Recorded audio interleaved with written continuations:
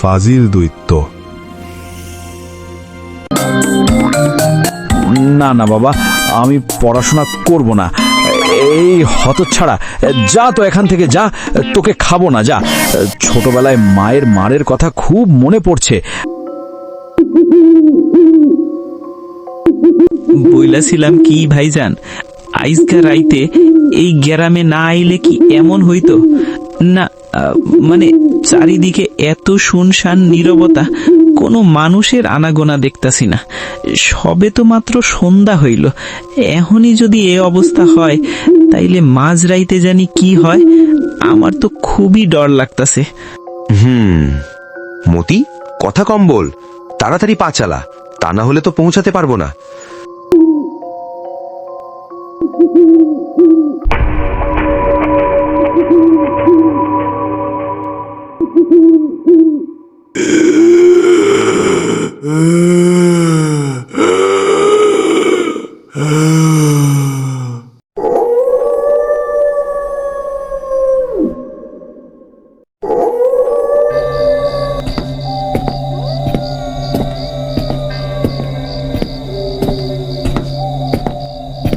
আচ্ছা ভাইজান, এই হাড়পাহাড়ি গ্রামের পোড়া বাড়িটা কোন দিকে?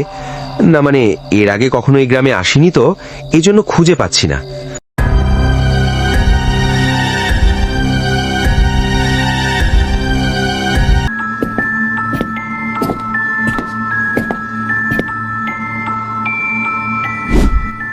যাক বাবা, অবশেষে আইয়া পড়ছি। কিন্তু ভাইজান, একটা জিনিস বুঝবার পারলাম না, এই গ্রামের কোনো মাইনসে কথা কয় না কেন? সবাই কেমনে ইশারা ইঙ্গিতে কথা কয়?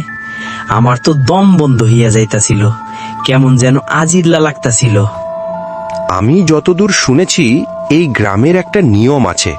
এই গ্রামের মানুষ সন্ধ্যার পর কখনো কথা বলে না, ইশারা ইঙ্গিতে সব কথা বলে। তাদের বিশ্বাস, সন্ধ্যার পর কথা বললে শব্দ খেকো নামের কোনো আত্মা গলার স্বর অনুসরণ করে আক্রমণ করে। ও বাবা গো, কি সর্বনাশা কথা! আমার তো খুবই ডর লাগতাছে। আর এই বাড়িটাও তো কেমন অদ্ভুত, চারিদিকে কি সব আজগুবি লেহা, আমার তো কিছুই মাথায় আসতেছে না।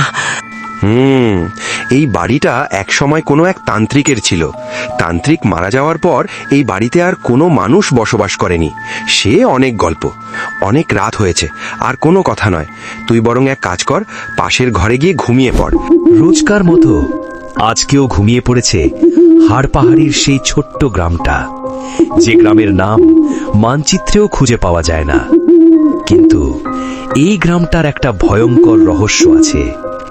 লোকেরা ওকে বলে শব্দ খেকো, একটা এমন আত্মা যে মানুষের শব্দ অনুসরণ করে আর তারপর আক্রমণ করে। মতিকে বিদায় দিয়ে রশিদ মাস্টার নিশ্চিন্তে ঘুমিয়ে পড়ল। চারদিকটা একদম নিস্তব্ধ। হঠাৎ মাঝরাতে কিসের যেন একটা গোঙানির শব্দ, কেউ যেন কিছু টেনে নিয়ে যাচ্ছে। হঠাৎ বিকট একটা শব্দে রশিদ মাস্টারের ঘুম ভেঙে গেল। তার বুকটা ধুকপুক করতে লাগল।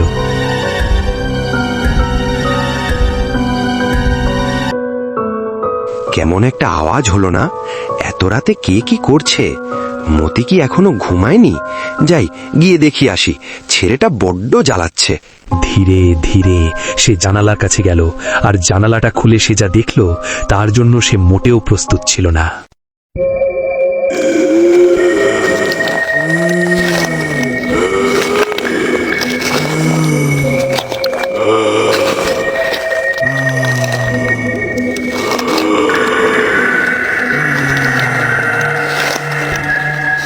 এসব দেখে রশিদ মাস্টার মনে মনে ভাবল, ও বাবা গো, এই আমি কি দেখতেছি?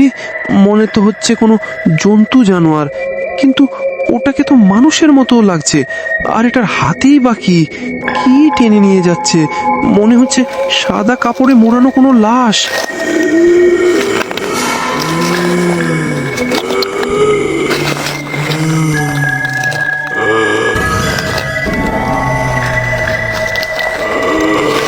আরে, আরেকটা লাশ নিয়ে যাচ্ছে। ও আসলে করেছেটা কি? সর্বনাশ, ও তো মতির ঘরের দিকে যাচ্ছে। আমাকে এক্ষুনি যেতে হবে। ভাবতে ভাবতেই রশিদ মাস্টার মতির ঘরের দিকে দৌড়াতে লাগলো। রশিদ মাস্টার কি জানে তার জন্য কি অপেক্ষা করছে?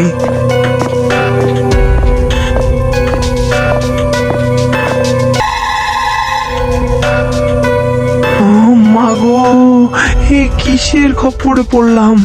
আর মতি, আমার মতিকেও শেষ করে দিচ্ছে।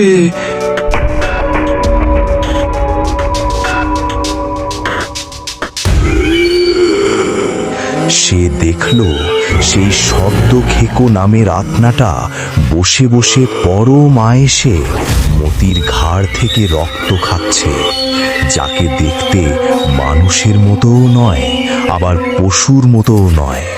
আর মতি অচেতন হয়ে পড়ে আছে। কে তুই? ছেড়ে দে মতিকে, ছেড়ে দে, তা না হলে ভালো হবে না বলছি। মতি, এই মতি, উঠে পড় বলছি। এই কে রে তুই? আমার খাওয়ার মধ্যে নজর দিচ্ছিস? রশিদ মাস্টার ভয় পেয়ে গেল। তোর এত বড় সাহস! দাঁড়া, তোর মজা আমি এক্ষুনি দেখাচ্ছি। এই খাওয়াটা শেষ হলেই তোর ঘাড় মোটকে রক্ত খাবো। আহা, কি স্বাদ! কতদিন মানুষের রক্ত মাংস খাইনি, আজকে দুটোকেই খেয়ে হজম করব। কেউ বাঁচাতে পারবে না, কেউই না। আমার হাত থেকে বাঁচা একদম অসম্ভব। তোরা মরবি। ভয় পেয়ে রশিদ মাস্টার দৌড়াতে শুরু করলো।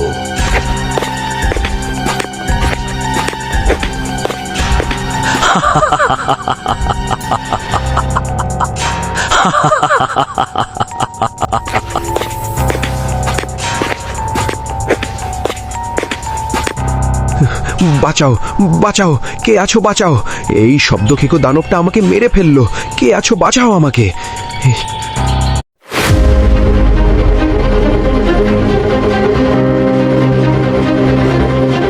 কি? গ্রামের সব মানুষের কি হয়েছে? সবাই এমন আধমরা হয়ে আছে কেন? তাহলে কি এই আত্মাটা সবাইকে বশ করে ফেলেছে? আমি কি করব এখন? ও বাবা গো, ওই জানোয়ারটা তো আমার পিছন পিছন আসছে। ও মা গো, বাঁচাও আমাকে, বাঁচাও! রশিদ মাস্টার দৌড়াতে শুরু করলো, আর সেই জানোয়ারটা তার পিছন পিছন আসতে লাগলো। রশিদ মাস্টার ভয়ে কাঁপতে লাগলো, আর সেই পশুটা সামনে এসে দাঁড়ালো। এই ছেড়ে দে আমাকে। আমি কি ক্ষতি করেছি তোর? কেন তুই আমার রক্ত খেতে চাস?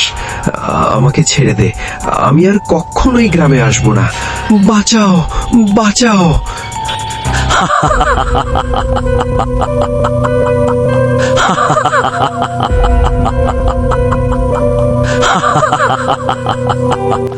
এই তুই এত হাসছিস কেন? আমার তো খুব ভয় লাগতেছে। ও মা গো, মরে গেলাম গো! বাঁচাও, বাঁচাও! যা করার আমাকেই করতে হবে, তা না হলে ওর হাত থেকে বাঁচতে পারবো না। যে করেই হোক ওর মনোযোগ অন্যদিকে নিতে হবে।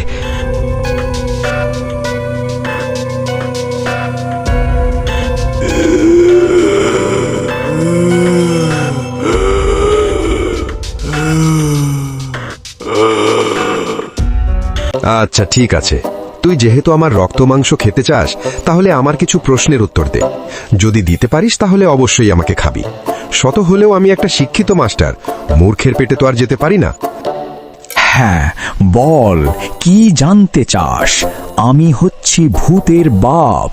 আমি জানি না পৃথিবীতে এমন কিছু নেই। আমার ক্ষমতা ভয়ানক, সেখানে তোর এসব ডিগ্রি কাজ করবে না। আচ্ছা বলতো, বিজ্ঞানী আইনস্টাইনের পিতার জন্ম তারিখ কবে? তার দাদার নাম কি? তারপর আইজ্যাক নিউটনের বউয়ের নানার নাম কি? মধ্যাকর্ষণের সূত্রটা বলতো, দেখি তুই পারিস কিনা।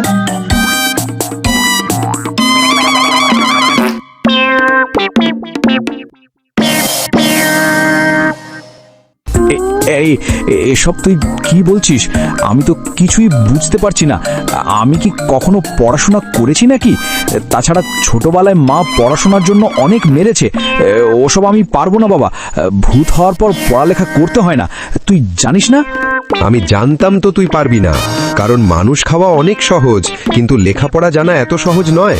এক কাজ কর, আমি কালকে থেকে এই হাড় পাহাড়ি গ্রামের বাচ্চাদের পড়াবো, তুই বরং সেখানে ভর্তি হয়ে পড়াশোনা কর, তাহলে একটু বুদ্ধি বাড়বে।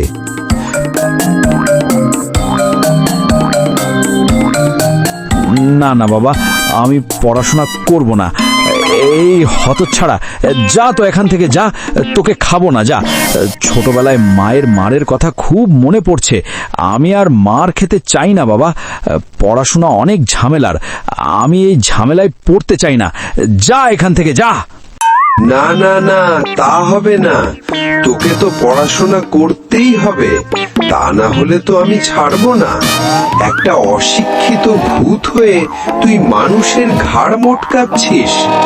কালকে থেকেই আমি তোকে পড়ানো শুরু করব।